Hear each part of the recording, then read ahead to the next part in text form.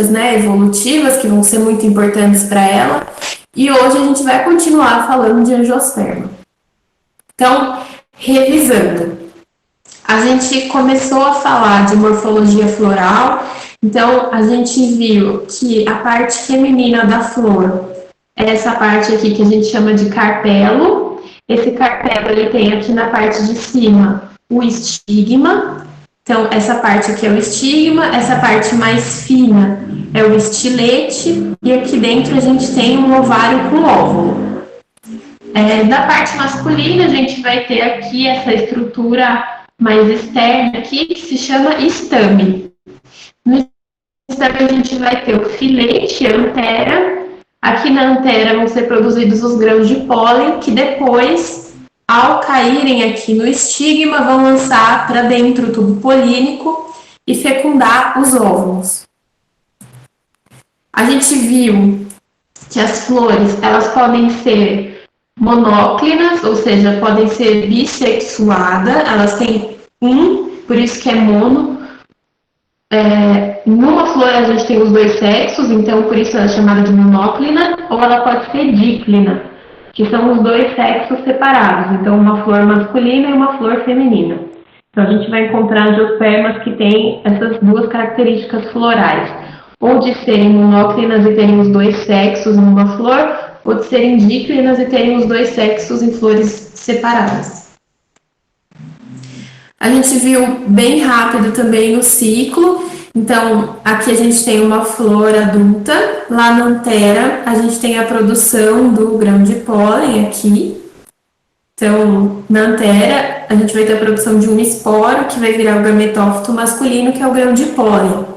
Esse grão de pólen cai aqui no estigma e lança o tubo polínico aqui dentro do estilete até alcançar aqui a região do óvulo. Olhando a parte feminina, né? A gente tem aqui no óvulo a produção desse megásporo, então a gente tem a produção de um esporo, esse esporo vai dar origem ao gametófito feminino.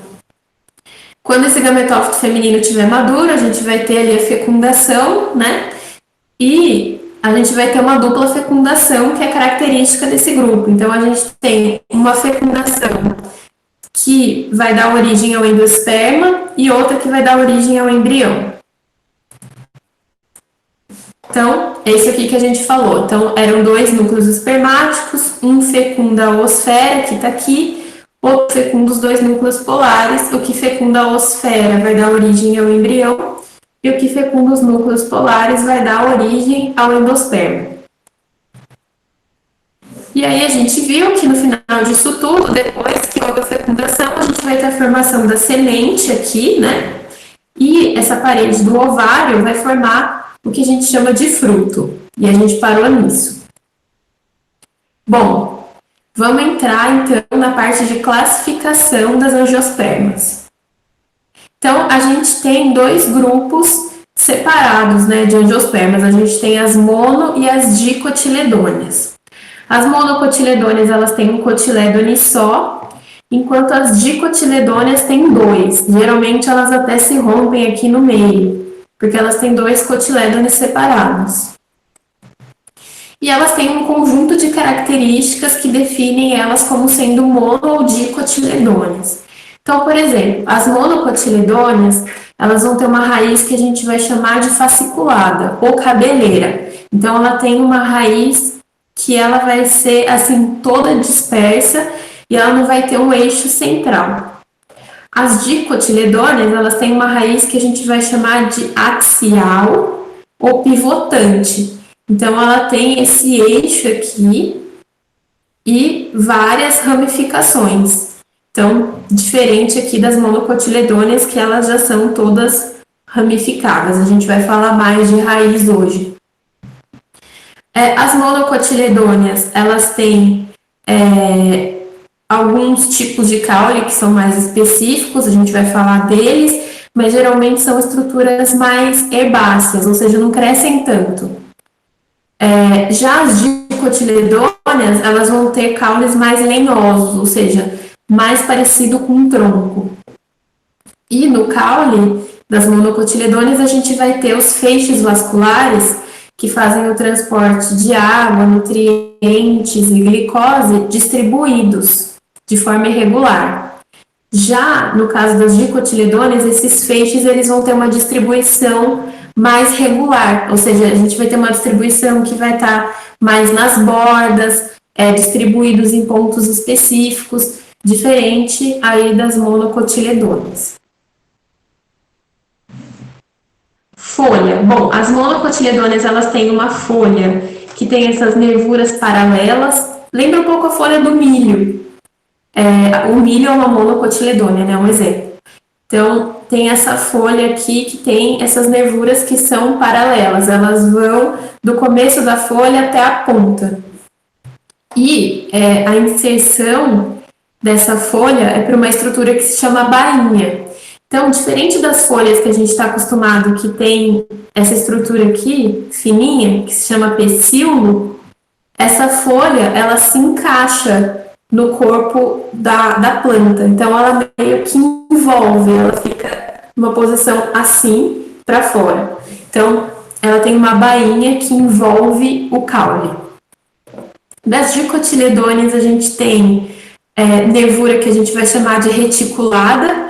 Então, é mais ou menos parecida com as folhas que a gente vê em árvores, vê mais comumente. Ela tem essas nervuras, uma nervura central e várias nervuras laterais. A gente vai chamar isso de nervura reticulada.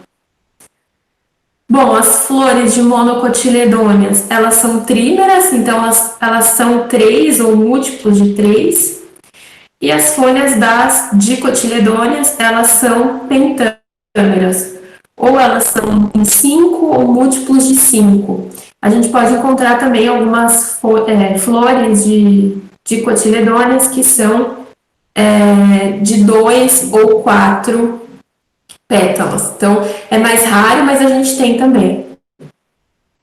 E, por fim, a semente aí que a gente já tinha falado, que das monocotiledôneas tem aqui um cotilédone só, e das dicotiledôneas tem 2 cotilédones.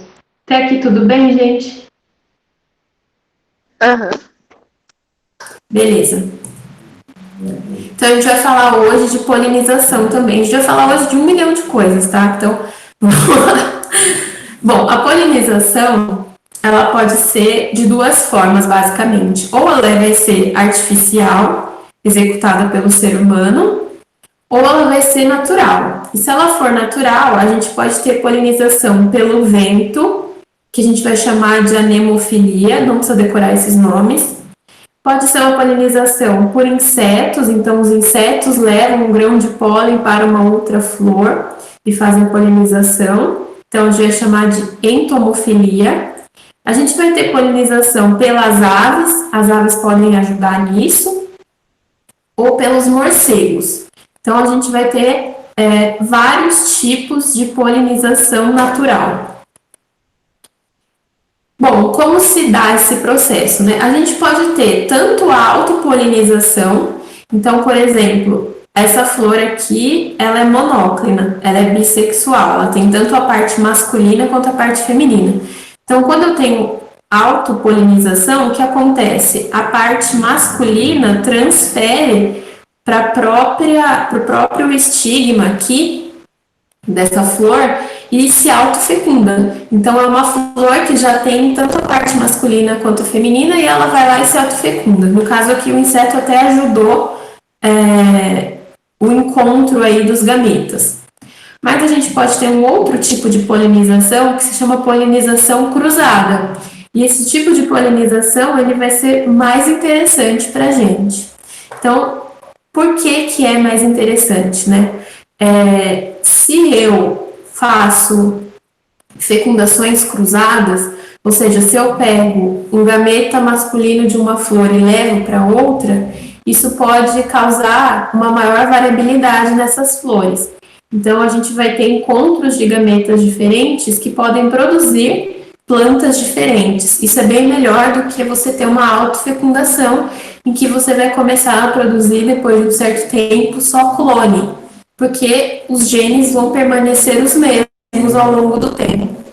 Então, é mais interessante que 2 flores diferentes façam esse tipo de cruzamento do que a mesma flor ir lá e se autofecundar. Então, por isso que é muito importante a função dos polinizadores. Eles vão ser agentes de aumento dessa variabilidade entre as flores e entre as angiospermas. E também é por isso que a gente vai ver que elas vão ter várias táticas para atrair esses polinizadores. Então, a gente vai ter flores que têm cores que vão atrair esses polinizadores, que têm cheiro que vão atrair esses polinizadores, que produzem néctar, e o néctar para as abelhas é muito importante porque é um líquido cheio de açúcar que elas utilizam. Então, a polinização cruzada vai ser sempre melhor, mais eficiente e aumenta a variabilidade dessa população. Conseguiram acompanhar? Uhum. Beleza, então tá. Aqui, no caso, então, tem uma autopolinização e aqui, numa outra possibilidade, essa abelha poderia ter se sujado aqui com os grãos de pólen dessa flor e levado para outra.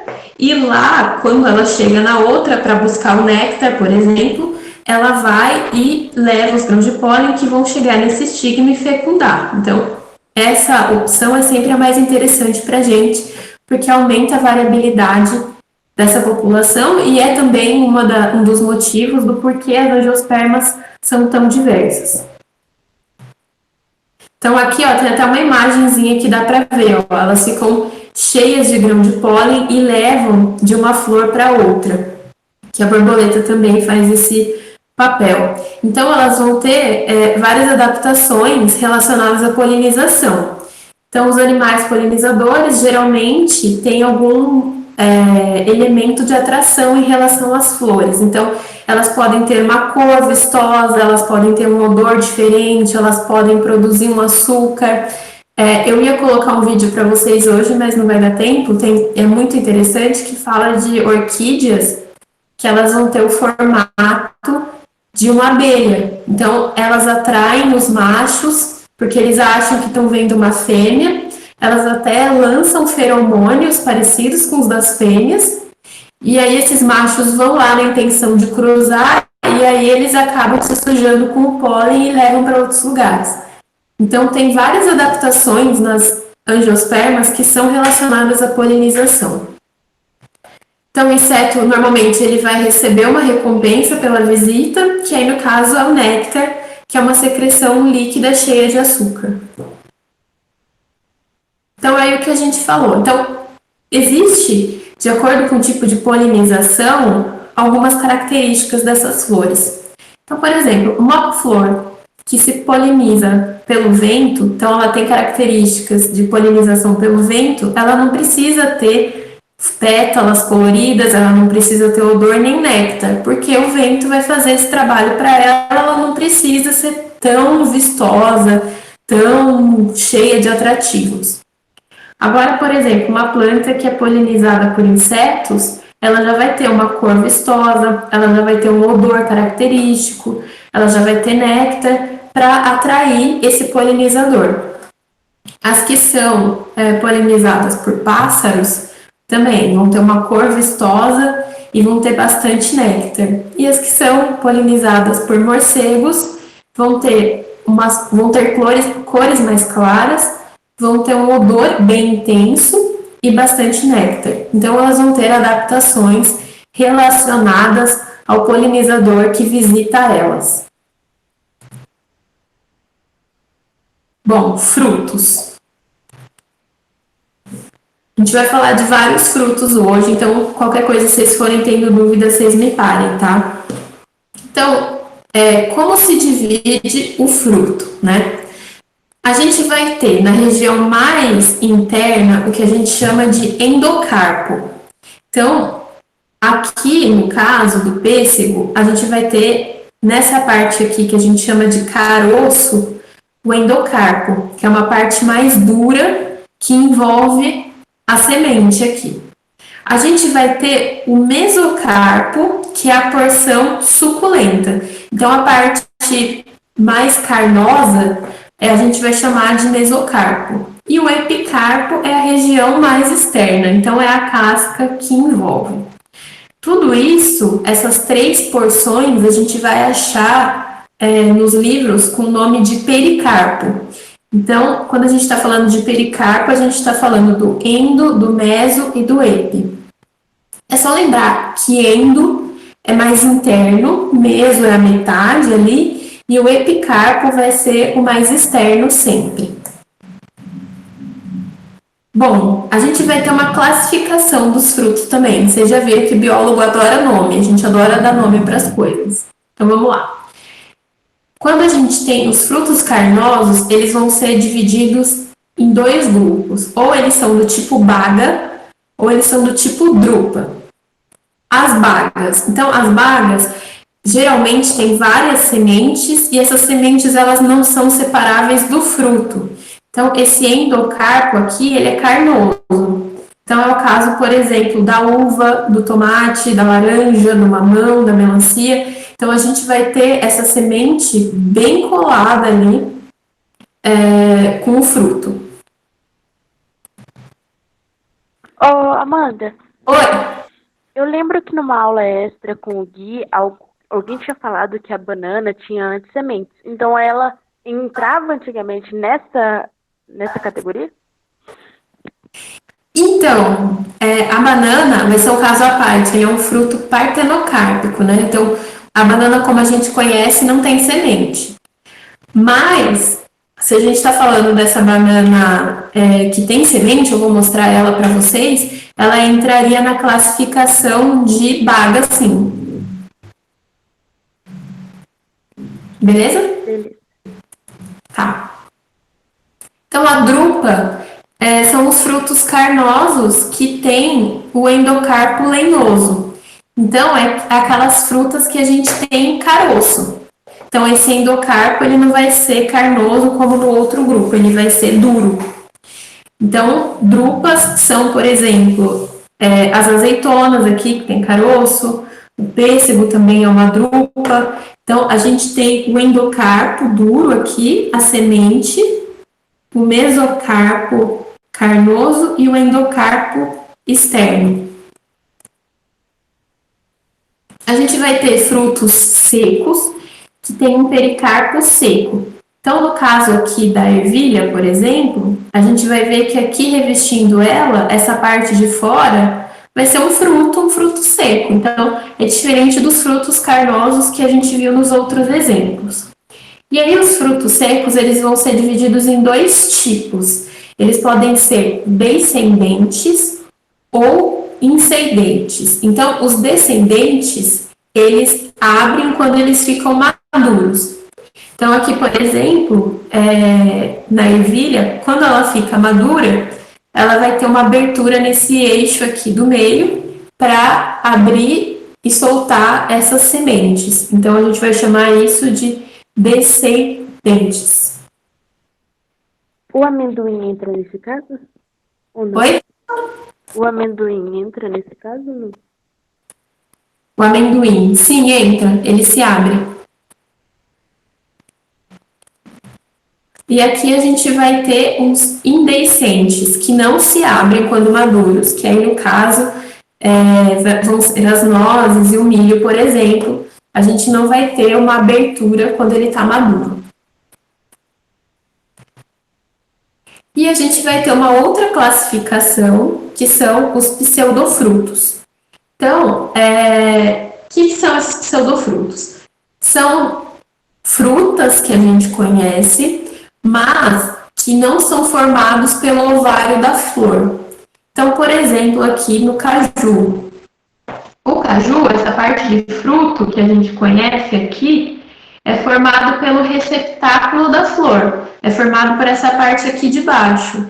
Não é formado pelo ovário. O fruto mesmo do caju é a castanha, que está aqui por fora. Então, a gente vai chamar essa estrutura aqui de pseudofruto. E essa estrutura aqui de fora é o fruto, no caso. Outro exemplo que a gente tem de fruta, que é um pseudofruto, é a maçã. Então, no caso aqui, essa parte de fora da maçã é o que a gente chama de receptáculo floral. Então, é onde estava a flor que vai engrossar e ficar carnoso. O que é o fruto da maçã? É só essa parte aqui de dentro que a gente não come. Então, essa parte aqui do ovário, que é mais escura geralmente, que tem as sementes, isso aqui é o fruto.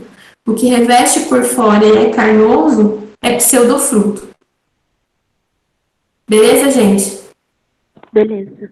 Tá. E aí, esse pseudofruto, ele pode ser simples, se ele vem de uma flor só. Então, a gente vai chamar isso de pseudofruto simples. É de uma flor só.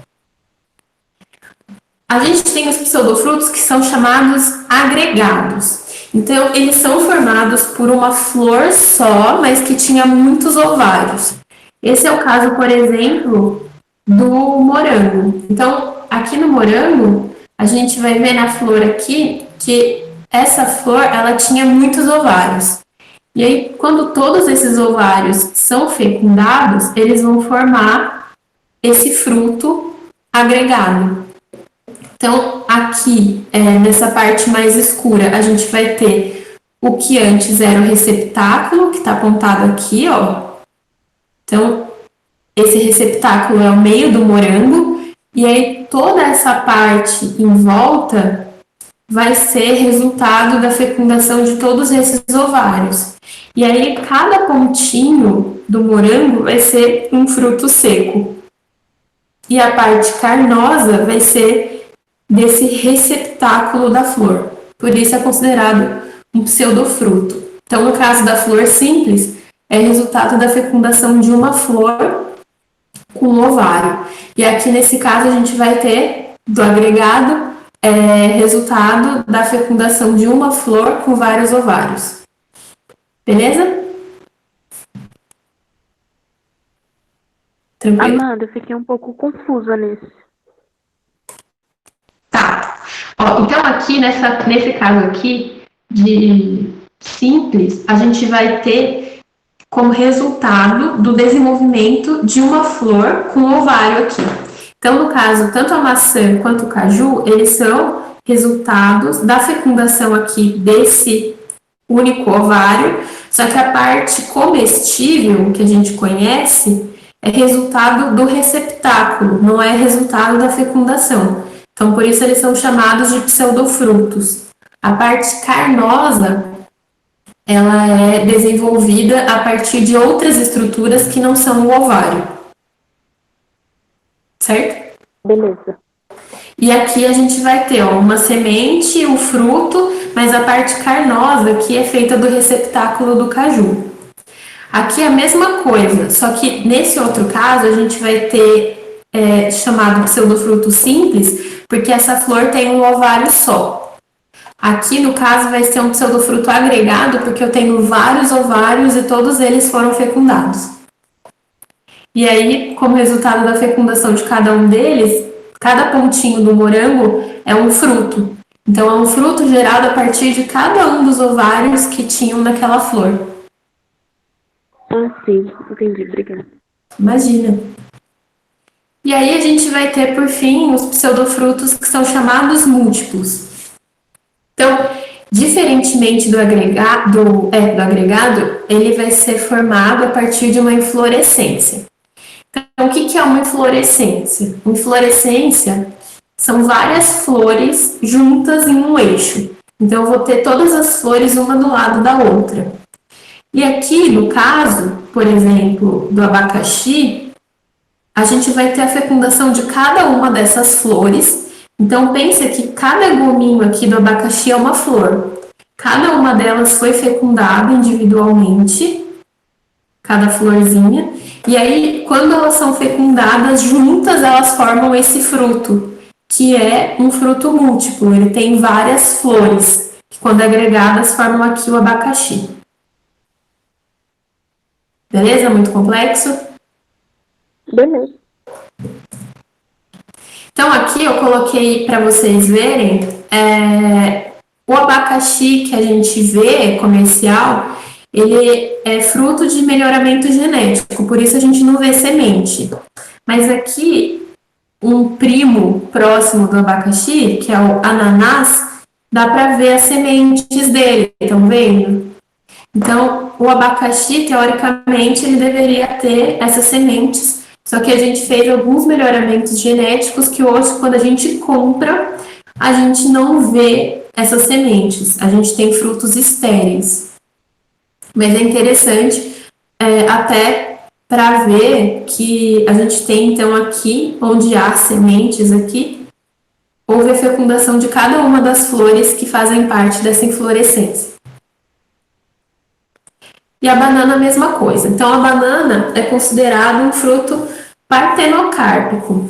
Então, ele é originado sem que tenha havido fecundação. Então, a gente tem a banana comercial dessa forma, sem nenhuma semente.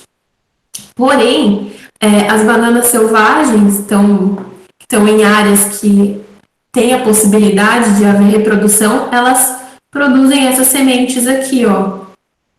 Então, a gente vai ter, nesse caso aqui, produção de sementes, e aqui a gente vai ter o fruto que é partenocárpico. O nome partenocárpico remete, da origem dele, a como se fosse falar um fruto virgem. Então, a gente fala que o fruto é partenocárpico porque ele surge sem fecundação. Beleza, gente? Deu para relatar a aula do Gui da banana? Sim. Tá, beleza. Bom, vamos falar de raiz agora. Então, só para mostrar aqui, nas dicotiledôneas, nas monocotiledôneas, a gente vai ter o embrião aqui, que é resultado da fecundação. No caso, tanto do feijão quanto do milho, tanto das dicotiledôneas quanto das monocotiledôneas, a gente tem uma região no embrião que se chama radícula.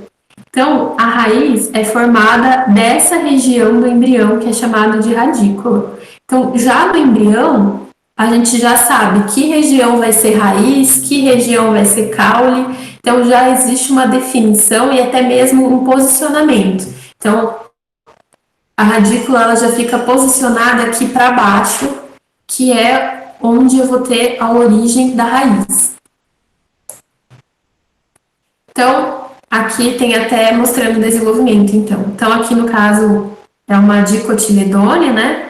E aqui, logo quando começa a germinação, a primeira coisa que vai surgir é o crescimento da radícula, que vai dar origem à raiz.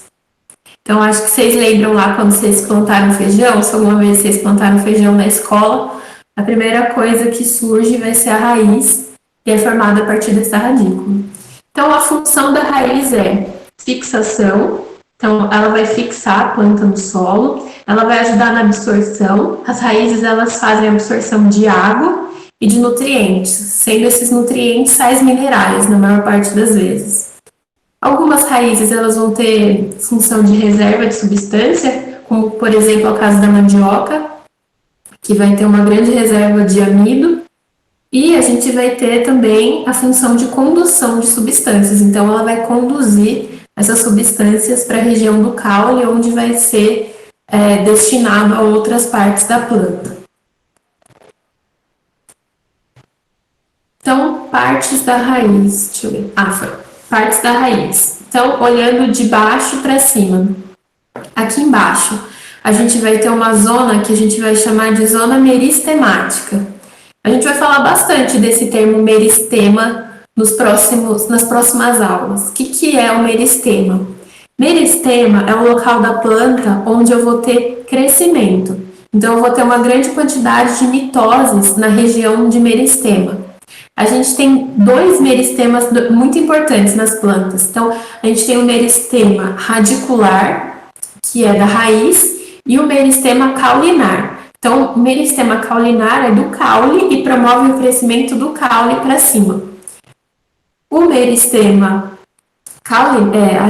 radicular, que é o da raiz, ele vai promover o crescimento da raiz, então o enraizamento da planta.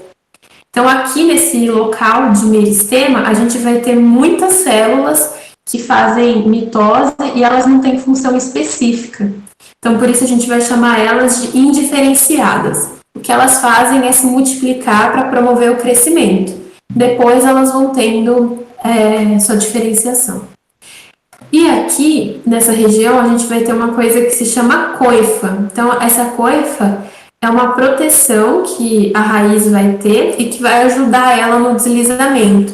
Então, a gente vai ter o crescimento e aí para ela ir se enraizando, então, se aprofundando no solo, a gente vai ter essa bainha que ajuda ela a deslizar cada vez mais para dentro. Depois aqui em cima a gente vai ter essa zona lisa, que é onde a gente vai ter crescimento das células em volume. Então aqui elas se estendem e ajudam no crescimento da raiz também. A gente tem uma zona de alongamento. A zona pilífera, que é essa zona cheia de pelos aqui, ela vai ser responsável pela absorção de águas e nutrientes do solo. E essa zona suberosa, que é essa mais de cima aqui, ela vai ter várias ramificações e subramificações mais grossas que vão ajudar na fixação da planta no solo. Então, elas estão mais relacionadas à fixação do que à absorção, diferente da zona pilífera aqui. Tranquilo, gente? Uhum. Beleza. Então, a gente vai ter uma classificação das raízes. A gente vai ter uma raiz que a gente vai chamar de axial, lembra que é a raiz das dicotiledôneas, e as fasciculadas.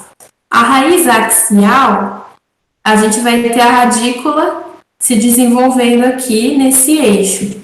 No caso das raízes fasciculadas, a radícula ela para de se desenvolver e a gente vai ter as raízes saindo do caule. Então vão ser raízes mais finas, porque a gente vai ter a parada do desenvolvimento da radícula e a gente vai ter o surgimento de raízes a partir do caule.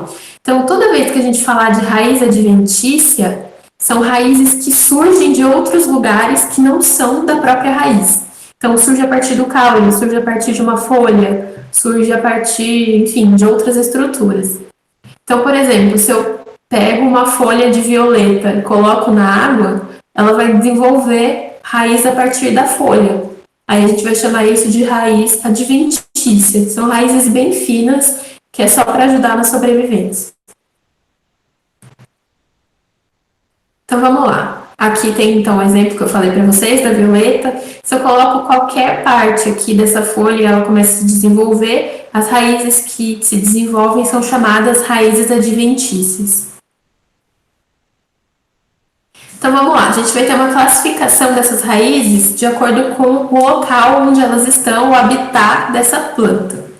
Então, a gente vai ter um tipo só de raiz aquática, que é esse tipo aqui, que são raízes que se desenvolvem submersas na água. Então, no caso da Vitória régia também, por exemplo, ela vai ter esse tipo de raiz que é chamado raiz aquática. Então, geralmente essas plantas, elas têm folhas e caules flutuantes e as raízes vão ficar ali na água soltas, né?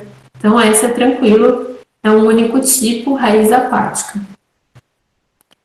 A gente vai ter um outro tipo de classificação que são das raízes aéreas. Então, são as que ficam fora da parte de solo mesmo, elas ficam para cima. Então, a gente vai ter esse tipo de raiz aqui, que com certeza vocês já viram nessas árvores gigantescas, são chamadas raízes cora. Então, elas são raízes que elas são originadas aqui do caule e elas vão até o solo, aumentando o apoio do caule. Então, essas árvores são muito grandes, elas lançam raízes a partir aqui do caule, essas raízes vão até o chão e ajudam na sustentação da planta, por isso são chamadas de raízes escora. Então, elas estão literalmente escorando a árvore. Então, aqui também, ó, um exemplo do milho. Então, aqui, a partir do caule, a gente tem um lançamento de raízes escora que vão ajudar na fixação e sustentação da planta. A gente tem um tipo de raiz que é chamado de raiz sugadora. Então, ela é característica de plantas que são parasitas e que se alimentam de seiva de uma planta hospedeira. Então, elas vão se enrolar numa planta, essas plantas parasitas, e elas vão se aproveitar da seiva da outra. E aí elas vão ter um tipo de raiz que a gente vai chamar de raiz sugadora. Então, ela vai sugar a seiva da outra. Então, aqui vai dar para ver melhor. Então, aqui ela tem o que a gente vai chamar de apressório. Então, essas raízes, elas vão ser bem fininhas e vão se inserir no hospedeiro para que essa planta parasita consiga se alimentar da seiva da outra planta. No caso aqui, por exemplo, do cipó chumbo, que é uma planta parasita, reparem que esse cipó ele é até amarelo. Amarelo porque não faz fotossíntese, então ela se alimenta só da seiva da outra planta, ela não faz nem fotossíntese. Amanda, Oi? eu já ouvi falar de uma raiz que se chama estrangulante. É a mesma coisa que essa? Desculpa? Eu já ouvi falar de uma raiz que se chama estrangulante. É a mesma coisa que isso, da sugadora? Não, vai ver a outra. Não é a mesma coisa. A estranguladora, a gente não vai ter absorção da seiva da outra planta. Ela vai só ficar por cima da outra planta, mas sem pegar nada da seiva. Entendi. Beleza? A gente vai ver ela. Então, aqui a gente tem uma classificação das plantas parasitas como sendo holoparasitas e hemiparasitas. As que são holoparasitas, elas sugam tanto xilema quanto floema.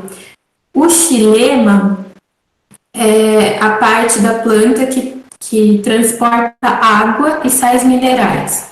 E o floema é a parte que transporta glicose. Então, a planta que é holoparasita, ela é heterótrofa, ela não produz seu próprio alimento. Ela nem faz fotossíntese, que é o caso do cipó chumbo aqui, que é até amarelo. Então, ele se alimenta completamente da outra planta, tanto de água e sais minerais que a raiz pega, quanto da glicose, que é resultado da fotossíntese. Já as hemiparasitas, que são, aqui no caso, a erva de passarinho, ela suga só o xilema. Então, ela suga água e nutrientes, só que ela realiza fotossíntese, por isso ela é verde ainda. Então, ela faz fotossíntese e produz sua própria glicose. Ela só pega da planta hospedeira água e nutrientes. Beleza? Bom, próxima, raiz estranguladora. Então, essa que é a estranguladora, ela vai envolver o tronco da planta hospedeira, mas ela não suga a seiva. Então, ó, ela abraça praticamente, mas não suga nada da seiva. Ela só vai crescer em cima da copa da outra. Então, ela vai chegar numa região com mais sol. Isso vai ajudar ela a fazer mais fotossíntese também. Então, a raiz, ela vai crescer até o solo, absorve água e sais minerais, e envia essa água e sais minerais para a folha lá em cima, que cresce na copa da hospedeira. Então, ela abraça e cresce lá em cima. Professora? Oi. Nesse caso, você disse que ela se adapta para poder fazer a fotossíntese com o sol, certo? Isso. Então, ela só faz isso nas árvores mesmo, porque tem outras coisas que elas poderiam, outros objetos também, né? Ela poderia estar se envolvendo para poder alcançar. Mas ela só faz isso nas árvores.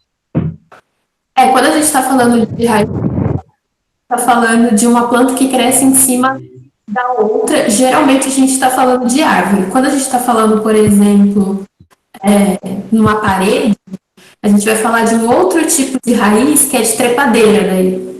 Então já é uma outra coisa. Entendeu? Não? Ó, por exemplo, a primavera, que é uma flor trepadeira, ela cresce em parede das casas e ela tem um tipo de raiz que se chama grampiforme. Então, ela se grampa na outra superfície. Ela faz como se fosse realmente um grampo.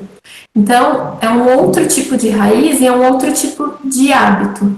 Apesar dela também crescer em cima de superfícies. Nesse caso aqui da raiz estranguladora, ela vai abraçar a superfície da outra e crescer para cima. Então, ela vai cobrir a copa da outra. Entendeu? Não, Sim? ok. Não. Beleza? Obrigado. Imagina. Então, ó, vamos para a próxima. Raiz respiratória. Então, esse tipo de raiz vai ser bastante comum nos manguezais. Caiu em alguns anos no Enem, porque é um tipo bem característico. São raízes característicos de plantas que vivem nesse solo encharcado e pobre em oxigênio. As raízes, elas precisam respirar. Elas precisam fazer trocas gasosas. E por isso, nesse caso, como o solo é muito encharcado e não tem nada de oxigênio, a gente vai ter o crescimento dessas raízes literalmente para fora. E essas raízes vão ter regiões de fendas onde vai ter troca gasosa com o ar. Então, ela vai ser furadinha e vai conseguir fazer trocas gasosas com o ar. E é um exemplo típico de manguezal. Então, por isso, no manguezal, a gente vê esse tipo de raiz para fora, aquelas árvores que têm aquelas raízes assim, né? Então, isso acontece porque não tem como ter um crescimento nesse solo encharcado e sem oxigênio. A raiz tabular, também bem conhecida, ela é comum em árvores de grande porte, então ela fica parte para fora, assim. E aí vai ser importante para aumentar a superfície de contato, ajudar na fixação e estabilidade da árvore. E aí, por fim, ó, tem essa raiz grampiforme que eu comentei. Então, ela se origina do caule também e tem como função prender o vegetal em estruturas suportes. Então, vai ser geralmente comum em trepadeira. Então, as trepadeiras, elas têm esse tipo de raiz aqui, ó, que sai do caule para se prender e são mais finas. É um pouco diferente da raiz estranguladora, por exemplo. Então, ela vai ter essa estrutura que a gente vai chamar de grampiforme, porque lembra um grampo prendendo esse caule na superfície. Acho que agora deve ter ficado mais claro quando eu falei da relação de diferença com a estranguladora. A estranguladora é bem mais grossa e realmente abraça a outra planta. Aqui nesse caso, ela vai ser bem mais fina. Aí a raiz axial, que a gente já falou aí algumas vezes, que é como nas dicotiledôneas, é um tipo de raiz subterrânea. Então, a gente vai ter uma raiz aqui axial e várias raízes laterais, que a gente vai chamar de raízes secundárias. Então, uma vai ser maior em diâmetro e as raízes laterais vão ser menorzinhas, é um tipo de raiz subterrânea. A gente viu a raiz fasciculada, que é a cabeleira, que é comum nas monocotiledôneas, e é um tipo de raiz subterrânea, bem mais fino em relação aos anteriores que a gente viu, né? Bem mais superficial. E essas aqui vão ser mais importantes para o simulado, então prestem atenção agora. A gente vai ter um tipo de raiz chamado de raiz tuberosa. Então, são aquelas que elas são órgãos de reserva para a planta e armazenam grande quantidade de substâncias nutritivas na forma de amido, que é um açúcar, ou sacarose, que também é um açúcar. Então, a gente vai ter aqui de raiz tuberosa, por exemplo, no rabanete. Então, ó, o rabanete é um tipo de raiz axial. Então, aqui eu tenho uma raiz maior e tenho várias raízes secundárias saindo a partir da parte de baixo aqui. Então, o rabanete vai ser uma raiz tuberosa, porque armazena, faz reserva para a planta e tem essa característica de raiz de ter uma raiz principal e várias secundárias ramificando. A cenoura é a mesma coisa. Então, aqui eu tenho uma raiz principal, raízes secundárias saindo dela, e ela vai estar aqui fazendo uma reserva de amido. Então, também é um tipo de raiz. Aqui no caso a gente vai ter, não abriu, vai ter uma raiz fasciculada. Então a mandioca, ó, uma raiz fasciculada, bem dispersa, assim. Só que aqui a gente vai ter reserva de amido. Então a mandioca também é um tipo de raiz tuberosa. Aqui tem a batata doce, também como exemplo. Acho que é isso. Então, vão ter uma raiz principal, algumas secundárias, e aqui a gente vai ter uma raiz fasciculada, que dá origem à estrutura aqui da mandioca. Então, a mandioca também é uma raiz subterrânea. Beleza, gente? Podemos ir para o caule? Dúvida? Não. Não. Não. Beleza. A aula acaba às 11h30, só para confirmar. Eu acho que é 11h50. Melhor ainda. Então, vamos lá. Caule. Então, o caule tem vários tipos de raízes. Tem algumas que são... em relação a raízes. Então, eu vi que perguntaram qual é a principal. Que eu já vi de pergunta de raiz em vestibular. Geralmente, em relação à raiz dos manguezais. Não precisa decorar tudo. Então, o que vai ser importante saber? As raízes tuberosas. Então, geralmente, o que vão perguntar para vocês é saber diferenciar uma raiz tuberosa de um fruto, Então, vamos dar uma lista, assim, a batata doce, a cenoura, são o quê? E aí você tem que identificar cada parte.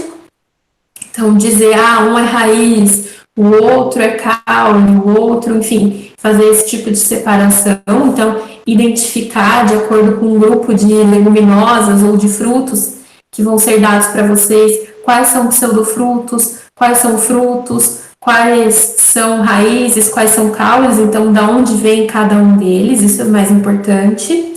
Não precisa saber todos os tipos de raiz, não. Geralmente, o que cai é em relação às raízes dos manguezais, então essa necessidade deles de fazer troca gasosa e de, por isso, ele ser uma raiz aérea, que fica para fora. Acho que só. Então, dos outros tipos de raízes, não se preocupem. O que para mim é mais importante vocês saberem é a raiz tuberosa. Então, essa é importante saber, por exemplo, que a mandioca é uma raiz tuberosa, que a batata doce é uma raiz tuberosa, que a cenoura é uma raiz tuberosa. E aí, conforme a gente for vendo, a gente vai ver que nos caules também tem alguns dos vegetais que a gente conhece, e aí é importante diferenciar. Então, qual que é caule, qual que é raiz, enfim. Mas é isso, fiquem tranquilos, não vai ser uma coisa assim tão decoreba, só um pouquinho. Vamos lá, então caule. O caule, ele vai ter, como eu falei para vocês, um meristema, assim como a raiz. Então, aqui na raiz, a gente vai ter o meristema radicular, e aqui no caule, a gente vai ter o meristema apical. Então, o crescimento da planta vai ser sempre nesse sentido aqui do meristema apical. É uma região que vai ter bastante mitose, assim como a região apical radicular tem muita mitose. Então, a gente tem muita mitose tanto aqui quanto aqui. O que classifica um caule como sendo caule? Então, um caule, a gente vai ver sempre que ele tem gemas. Então, essas partes verdinhas aqui, a gente vai chamar de gema.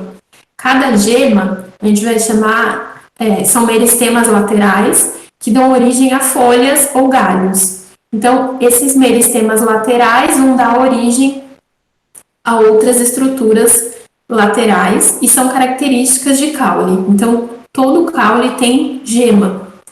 Onde a gente tem surgimento de folha ou de galho, a gente vai chamar de região de nó. Então, aqui é uma região de nó, aqui é um entrenó. Então, aqui não tem nada. E aqui, de novo, uma região de nó. Então, o caule, ele tem essa característica de ser sempre nó, entre nó, entre nó, entre nó. Então, por isso a gente sabe dizer que uma estrutura tal é raiz e outra é caule. Quais são as funções do caule? Então, produção e sustentação de folhas e flores, ele sustenta, ele faz condução de substâncias, então a gente vai ter condução aqui nesse eixo. Alguns casos de reserva de substâncias também, assim como nas raízes. Fotossíntese nos ramos jovens e caules herbáceos. Então, nessas partes verdes, a gente vai ter fotossíntese. E é originado do meristema apical caulinar, que é o oposto ao radicular. Então, o radicular vira raiz, o caulinar vai para o ápice e vira caule. Então, ó, aqui a gente vai ter a gema apical, onde a gente vai ter o crescimento da planta. Aqui, gemas laterais, que dão origem a folhas ou galhos, dependendo de cada tipo de planta que a gente estiver falando. Ó. Então, aqui tem algumas gemas laterais crescendo, ó, dando origem a novas folhas. E a gente vai ter duas regiões bem específicas. Então, aqui nó, entre nó, porque não tem crescimento de folha, nó, entre nó. Tá. E aí a gente vai ter algumas classificações, são menos do que as raízes, também não tem necessidade de decorar tudo. Eu vou falar os que são mais importantes. Então aqui a gente vai ter um caule do tipo rastejante, que está associado geralmente à melancia e o morango. Então esse caule rastejante é um caule aéreo, mas que não tem rigidez o suficiente para ficar vertical. Então, como ele não tem sustentação para ficar em pé, ele vai ficar paralelo ao solo. Então, aqui é o caso da melancia e do morangueiro. Então, ó, como vocês podem ver, o caule está paralelo ao solo. E a gente vai ter alguns tipos de caule ereto. Então, é o que fica em pé. Ele pode ser do tipo haste. Então, aqui no feijão, ó, ele tem uma haste fina, pouco resistente. Pode ser do tipo tronco, que é típico das árvores. Então, é um caule aéreo. Pode ser do tipo colmo, que é esse aqui da cana-de-açúcar. Então, a gente tem nó e entrenó bem marcado. Dá para saber exatamente onde é. E a partir de cada nó podem surgir folhas. Então, a gente vai chamar isso de colmo. Ou pode ser do tipo estipe, que é o caso, por exemplo, dos coqueiros. Então, é um tronco que ele fica em pé, só que ele não é ramificado. Eu tenho folha só aqui no ápice. Um outro tipo de caule ereto é o cladódio, que é comum... Opa, não foi. Que é comum das... Oh, meu Deus. Esqueci. Cactos, isso. Dos cactos. E aí ele vai acumular água e ele vai ter a folha modificada em espinho. Então, os espinhos são folhas e essa parte verde aqui vai ser o caule. Obrigada, me dispersei. Vai ser o caule. A gente vai ter um caule do tipo rizoma, esse talvez seja importante vocês saberem, que é o caso do gengibre, por exemplo, e da samambaia. Que é um caule que ele vai ficar subterrâneo, então ele vai parecer muito uma raiz, dele vão sair raízes, ele fica enterrado e ele fica paralelo à superfície. Então esse talvez seja um importante de saber. O gengibre, então aqui, ó, como vocês podem ver, ele vai dar origem aqui a folhas. Então, ele vai ser um tipo de caule rizoma. Esse caule é importante saber também, que é o caule do tipo tubérculo. Então, vocês lembram que a batata doce, eu falei para vocês, é um tipo de raiz. Então, fiquem atentos a essa pegadinha, porque a batata comum é um caule. Então, fiquem atentos aí a essa comparação entre as duas coisas. O caule tubérculo, ele é um caule compacto, rico em reserva, rico em amido, como a batata e o inhame, por exemplo. Então, como vocês podem ver aqui, ó, no caso da batata, ele vai estar aqui embaixo, ele tem raiz e essa parte aqui vai ser caule. Então, o que a gente vê aqui da batata é caule tubérculo. Como a gente sabe isso? Como saber que é um caule? A gente sabe porque a gente consegue ver regiões definidas de nó e entrenó.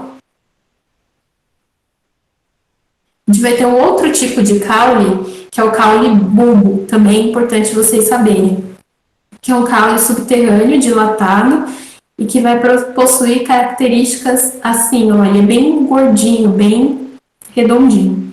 No caso aqui, a cebola é um exemplo típico de caule bulbo, e o alho também. Então, aqui embaixo a gente vai ter região de raiz, aqui dentro a gente vai ter o bulbo, E aí as folhas da cebola, né, a gente vai chamar de catáfilos, que são regiões de reserva. Então, é onde a gente vai ter reserva de nutrientes. E a partir dele aqui, a gente vai ter o crescimento de folhas, enfim, do restante da planta. Tranquilo, gente? Sim, não? Estão acompanhando? Beleza. Sim. Esses são os mais importantes por enquanto. Folha, juro para vocês que está acabando a morfologia, tá? Então, quais são as funções da folha? Então, a folha vai estar relacionado à fotossíntese. Então, na folha a gente vai ter a produção de glicose, né? A partir desse processo de fotossíntese. É um local onde eu tenho ampla absorção de luz, então é onde realmente eu vou ter esse espaço dedicado para isso. E na folha a gente vai ter bastante troca gasosa. Sempre se inserem aqui na região de nó. Então, aqui a gente tem a gema lateral, o nó. Então, folha está aqui. Tem muita importância ornamental, medicinal e alimentar, assim como as outras estruturas, e são originados a partir do caule, então, do meristema apical caulinar. Bom, a gente vai ter poucos tipos de folha, ainda bem, né? A gente tem um monte de tipo de raiz, um monte de tipo de caule, imagina se fosse um monte de tipo de folha, menos mal. A gente vai falar só de 3. Então, a folha de dicotiledônia, como ela vai ser? Como eu tinha dito para vocês, ela vai ter uma estrutura fininha aqui, que é o pecíolo. Essa estrutura aberta aqui da folha mesmo, a gente chama de limbo. Biólogo gosta de nome em tudo. Então, limbo. E nesse limbo, que vai estar ligado aqui pelo pecíolo ao caule, a gente vai ter nervuras. Então, a gente tem uma nervura central e várias nervuras laterais. A gente vai chamar isso de folha reticulada. Gravem esse nome vai ser importante para vocês amanhã. Então, a gente vai ter várias nervuras aqui, que chamam isso de folha reticulada e nervuras reticulares. As folhas de monocotiledôneas, elas já vão ter uma outra característica. Elas vão ter nervuras paralelas. Então, a nervura vem daqui e vai até a ponta. Então, nervura paralela. E ela tem essa estrutura que é chamada bainha. Então, ela se insere aqui no caule, abraçando o caule, estão vendo? Então, isso aqui é o que a gente chama de bainha. É uma estrutura que encaixa certinho no caule e é comum das monocotiledôneas. Um último tipo de folha que a gente vai falar, que talvez seja importante em algum momento, é essas folhas chamadas acículas, que são as folhas dos pinheiros. Elas têm um aspecto, parecem pequenas agulhinhas, né? Então, elas são bem fininhas. E elas têm esse formato para que, em locais muito frios, a neve não se acumule na planta. A neve pesa bastante, né? Poderia estragar a planta e impede troca gasosa, fotossíntese e tudo isso. Então, é muito importante ela ter esse tipo de estrutura para que a neve não se acumule sobre ela. Finalizamos morfologia. Legal, finalmente. Acabou a forma. Então, falamos de todas as formas. Falamos de caule, falamos de folha, falamos de raiz, falamos de tudo isso. Tranquilo até aqui, gente? É muito nome, muita coisinha, mas eu sei que é chato, mas vamos passando, tá? Tudo bem, gente? Uhum. Vai passar, vai acabar a botânica, eu juro. Vamos lá. É aquela coisa que tem mais nome, mas é a mais legal. Oi? É aquela coisa que tem mais nome para decorar, mas é a parte mais legal. Pois é.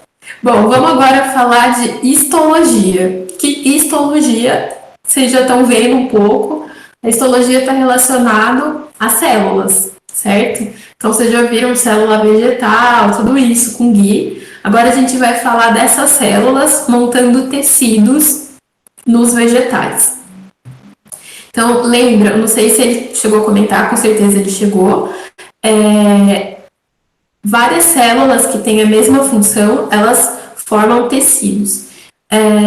A gente tem vários tecidos, né? Então, a gente tem o tecido adiposo, a gente tem tecido ósseo, a gente tem tecido epitelial, e assim como a gente tem vários tecidos, as plantas também têm diferentes tecidos que formam elas, né? Então, hoje talvez não dê para a gente terminar, mas a gente começa a falar sobre isso. Então, a gente tem nas plantas, todas elas passam por um processo que a gente chama de crescimento primário. Então, o que é o crescimento primário? É o crescimento em comprimento. Então, é o crescimento tanto da raiz em comprimento, ela cresce, quanto do caule em comprimento. Então, ela vai ficando maior. Só algumas plantas têm um crescimento que a gente vai chamar de crescimento secundário. Esse crescimento secundário ele vai ser lateral. Então, eu tenho, por exemplo, formação de tronco, formação de estruturas maiores que são laterais e não em altura, que no caso é o crescimento primário. Todas têm crescimento primário. E à medida que ela faz esse crescimento primário, ela vai dando origem a tecidos permanentes. Então, ela vai crescendo, conforme ela vai crescendo, essas células resultantes das divisões, elas vão adquirindo funções específicas. Então, por exemplo, aqui, só para ilustrar, a gente tem o meristema apical do caule, o meristema apical da raiz. Então, a gente vai ter no crescimento primário o crescimento para cá e para cá, nesses dois sentidos, um crescimento longitudinal, tamanho. E conforme a gente tem esse crescimento, a gente vai ter a formação de tecidos com células com função específica. Quais são os tecidos que a gente vai estudar? A gente vai estudar o parênquima, o tecido de revestimento, o tecido de condução e o tecido de sustentação. Vamos começar de fora para dentro, né? Então, assim como nós temos uma epiderme, as plantas também têm uma epiderme. Então, é a parte mais externa da planta, tem função de revestimento, proteção e trocas gasosas. Então, vai revestir raízes, caules e flores, principalmente os jovens. Então, no caule jovem, a gente vai ter o revestimento da epiderme. Depois, talvez, se ele vai ter uma formação de tronco, a gente vai ter outras camadas sendo depositadas. Isso aí é crescimento secundário. Por enquanto, a gente está falando só do primário. Então, a epiderme reveste o corpo da planta. Normalmente, é formada por células justapostas, ou seja, uma célula douradinha da outra, achatada, então são células que ficam assim fininhas, e aclorofiladas, ou seja, não fazem fotossíntese, são só células de revestimento mesmo. Externamente, elas podem estar envolvidas por cutícula, então, e essa cutícula ela pode ser por cera ou cutina, que são tipos de lipídios que revestem e ajudam na impermeabilidade da planta. Então, para ela ficar impermeável a herbívoros, por exemplo, a patógenos que possam causar doenças, então ela tem um revestimento. E é na epiderme que a gente vai encontrar uma estrutura que se chama estômato. O estômato, que é essa celulinha assim, vai ser muito importante quando a gente falar de trocas gasosas. Então, os estômatos são locais de abertura onde a planta vai fazer essas trocas gasosas e a gente vai falar sobre ele especificamente, não agora. Tranquilo? Uhum. Sim? Beleza. Vou falar só do parênquima e a gente vai finalizando. Então, o parênquima são tecidos que preenchem espaços existentes entre os demais tecidos. Então, eles são tecidos de preenchimento. Como eles fazem esse preenchimento, eles preenchem esses espaços, eles também podem ter a função de reserva. Então, alguns vão ser função de reserva de ar. Então, por exemplo, para uma planta aquática, é importante ela fazer uma reserva de ar. Então, a gente vai ter um parênquima aerífero.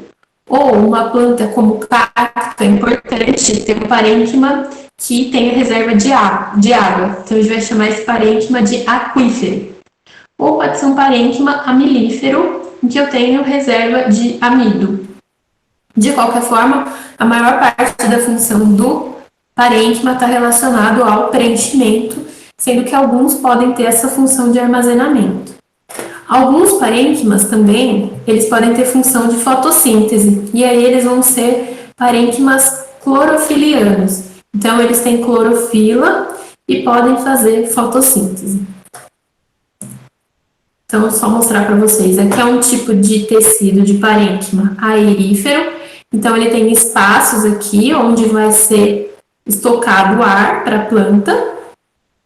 E aqui é um tipo de parênquima amilífero. Então, é um parênquima que está relacionado a estoque de amido. E vai ser muito comum na batata, por exemplo, que vai ter muito amido. É um caule, né, subterrâneo, e ali a gente vai fazer reserva do parênquima amilífero.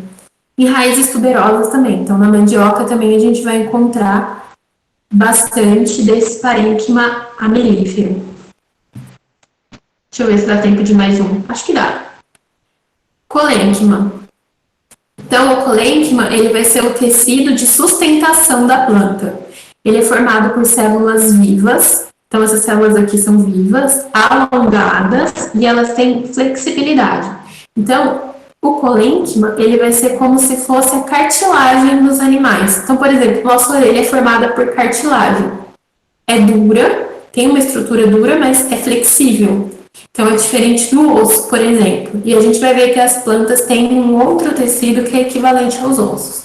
Então, o colênquima, ele vai ser um pouco mais maleável. E é isso, gente. Vou parar no colênquima. Alguma dúvida?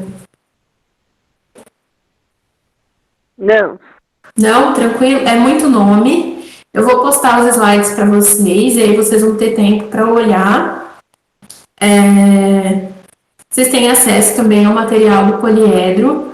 Lá eu achei que está bastante completinho. Como a gente não falou de crescimento secundário, pode ser que alguns nomes apareçam lá que vocês não saibam ainda, mas quando vocês souberem vai fazer mais sentido. Acho que é isso, gente. Boa sorte no simulado amanhã. Façam tranquilos. Espero que dê tudo certo, que vocês vão super bem. E é isso. Se vocês precisarem de mim também, podem entrar em contato na semana. Alguns já têm feito isso. Sou bem disponível e posso responder. Então, é isso, gente. Bom final de semana, bom simulado. Beijinhos. Obrigada pela aula. Até mais. Nina.